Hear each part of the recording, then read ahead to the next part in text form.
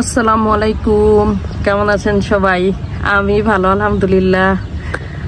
আমার এই কবুতর জোড়ায় 10 দিন হবে না, তার আগে ডিম নরম পারছে, মানে শক্ত হয় নাই। তো ওই ডিমটা নিয়ে গেছিলাম, দুইটা ডিম, একটা ডিম ফাটা ছিল আর একটা ডিম ভালো ছিল। তো আমি নিয়ে গেছি যেন ডিম মানে নষ্ট না হয়। আসলে কবুতরে যতটুকু এগুলি, এই যে এইখানে আজকে ডিম দিছে কবুতরটায়, কারণ গতকালও আমি এগুলির খাবার দিয়ে গেছি, ডিম দেয় নাই। এগুলি কি করে মানে পাতিলের মধ্যেই হাগু করে দেয়। তো এগুলি করলে পাতিলটা ভিজা থাকে, তো এই জন্য কি করব তাই চিন্তা করতেছি। আর আমি দেখতেছি যে এই যে আমি মানে যেই নেট দিয়ে আমি এই ঢাকনাটা বাঁধি, তো ওই নেট টেনে নিয়ে গেছে, তো হয়তো খড়কুটা চাইতেছে, তো আমি এই খড়কুটা দিয়ে রাখবো এখানে। এটা আমার রেসার কবুতর। রেসার কবুতরের জাত মোটেও ভালো না। এই যে একটা ডিম মানে নোংরা করে এটার মধ্যেই মানে হাগু করে এত নোংরা করে। আর একটা ডিম কি করছে, ওইটা ওরা মানে একদিন মানে এসে দেখে যে ডিম নাই। ডিম কোথায় মানে কিভাবে মনে করছি না কি কোনো কিছু ঢুকছে এটার খাঁচার ভিতরে, কিছুই ঢুকে নাই। পরে এইখানে দেখি যে মানে এইদিকে নিয়ে আসছে, মানে এইখানে নিয়ে আসছে, ডিমটা খেয়ে ফেলছে এরা নিজেই। তো আমার এই কবুতর জোড়াটা মনে হয় চেঞ্জ করতে হবে, খুব বিরক্তিকর, কারণ রোজায় ডিম দিছে, তো ওই ডিম জোড়াটা নষ্ট হয়েছে। তারপরে কয়েকদিন আগে আবার দিছে, দেওয়ার পরে মনে করছি এবার সুন্দর মাশাআল্লাহ বড় বড় ডিম দিছে, হয়তো বাচ্চা ফুটাবে। কিন্তু এগুলি এমন নোংরা, পাতিলেই হাগু করে দেয়, তখন এই ডিম এরকম ভিজা থাকে। আর একটা ডিম তো খেয়েই ফেললো, নষ্ট করে ফেলছে। সবচেয়ে দ্রুত যে কবুতরের ডিম দেয় এগুলি হয়েছে আমার ওই কবুতর সাদা জোড়া। এগুলি অনেকগুলি, কেন লোম মানে মানে হয়তো পাখা ঝাপটা, এই জন্য লোম পরে, প্রচুর লোম। এগুলি হঠাৎ করে একদিন দেখা যায় যে প্রচুর লোম পরে। তো এটা এখনো ডিম দেয় নাই, ডিম দিবে হয়তো 2-1 দিনের মধ্যেই দিবে। এটা খুব দ্রুত ডিম দিয়ে ফেলে। এখন আমি যদি পাতিলও সরাই ফেলি তারপরও সে ডিম দিয়ে ফেলবে।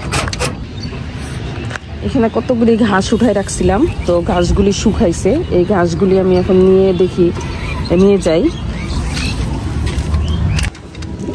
এগুলি শুধু এই সুতাগুলি টানতেছে বাসা করার জন্য। এখন আমি এগুলি দিয়ে দেখি যে এরা এটা দিয়ে বাসা করে কিনা। আজকে দিয়ে রাখবো, যদি করে তাহলে হয়তো মানে খুব সুন্দর হবে, কবুতরটা ডিম নিয়ে বসবে। এখন আমি নিজে দিলে এটা সুন্দর হবে কিনা, নাকি আমি নিজেই দিয়ে দেখবো যে আসলে সুন্দর করে বাসা করে দিব কিনা, ওদের ঘর বানাই দিব কিনা সুন্দর করে দেখি দিয়ে। না হলে ডিমটা ওরা ভিজাই ফেলে হাগুদ করে। আমি এই কবুতরটাকে বাসা বেঁধে দিছি এই দিয়ে, খড়কুটা দিয়ে, মানে ঘাস দিয়ে। এখন এখানে ডিমটা রেখে দিব, বিসমিল্লাহ।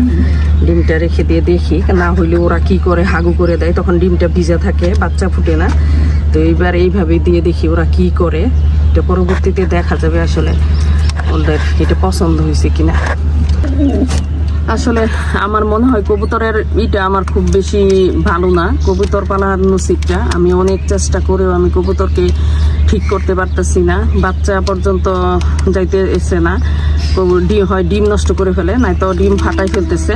তো এখন এইবার দেখা যাক, যেহেতু ডিম দিছে আর আমি এইভাবে যেহেতু দিছি, তো সবাই দোয়া করবেন যেন আমার কবুতর জোড়া বাচ্চা ফুটে। আমার অনেক শখের কবুতর এটা। এত কষ্ট করে এত কিছু নষ্ট, এতগুলি কবুতর নষ্ট হওয়ার পর এখন আমার 3 জোড়া কবুতর আছে, কিন্তু কবুতরগুলি মানে ভালো হইতেছে না বলতে যে এই কবুতরটার মানে একটা ডিমকে কি রকম অবস্থা করছে। এটা ডিমে তাও দেয় না, এইভাবেই রাখা, আর নষ্ট করে ফেলছে, এটাতেই হাগু করে। তো এই জন্য মনটা খারাপ লাগে আসলে। এইখানে আমারও মনে হয় যে আসলে এগুলির মনে হয় বাসা বেঁধে দেওয়ার দরকার ছিল। অনেক পছন্দের কবুতর, এই রেসারটা অনেক পছন্দের আমার। তো কেন এরকম হইতেছে বুঝতেছি না। কিছু তো অবশ্যই আমার ভুল আছে, যেটা আমি জানি না। আপনারা যদি জানেন আমাকে কমেন্টে জানাবেন। আমার অনেক বেশি শখ আমার কবুতরের, মানে আমার 11টা কবুতর নষ্ট হয়েছে। আমি অনেক কিছু করে তারপরে এই পর্যন্ত আসা। তো অনেক সময় লাগে একটা কবুতরের। ওদের এই দরজাটা বন্ধ করলেও আমার এইটারে এই যে এইভাবে সেলাই করে করে এটা বন্ধ করতে হয় যেন বেজি না ঢুকে। তো এত কষ্ট করে এদের খাবার দিতেও কষ্ট হয়, তারপরেও অনেকটা শখ করে এই কবুতরগুলি পালতেছি। তো কেন যে এরকম হইতেছে বুঝতেছি না।